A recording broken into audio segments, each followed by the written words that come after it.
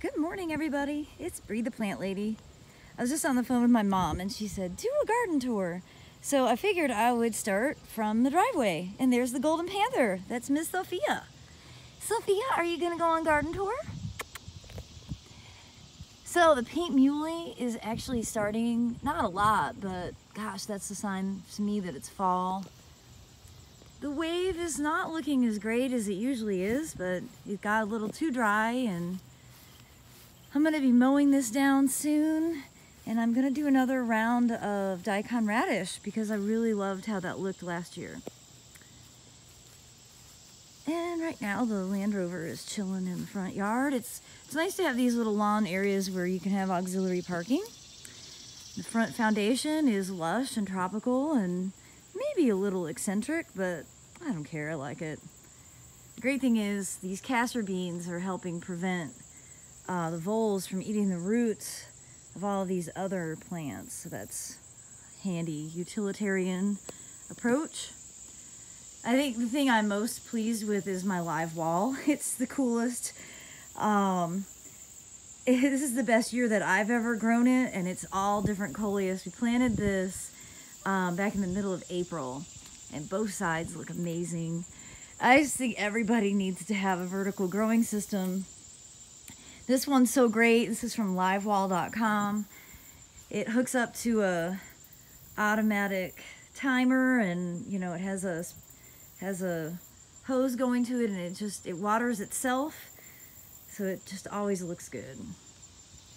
And foundation landscape, the papyrus, this is its third season coming back in this sunken pond. It looks awesome.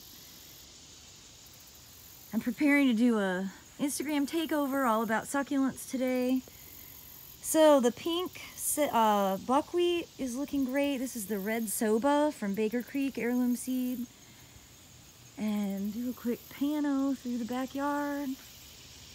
It's been a really great season, and I think the garden looks awesome. There's my big yellow bag. We still have tomatoes going, which is like such an accomplishment because usually by this time of year they just become destroyed. This is actually a virus indexed variety, and sometimes those don't have great flavor, but this has been a nice, consistent, round, perfectly red tomato. There's a few in there that are ripening. Of course, this entrance and pathway is like one of my favorite spots because I look out from my kitchen window and see this. It brings me great joy. I love the corn. I love the nodding heads of the sunflowers. The birds are really starting to feast on the seeds. But my favorite spot in the garden for sure is the rice paddy, also known as the feed tank bed.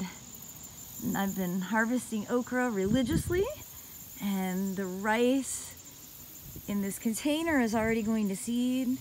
The rice in the ground hasn't started pushing out seed heads yet.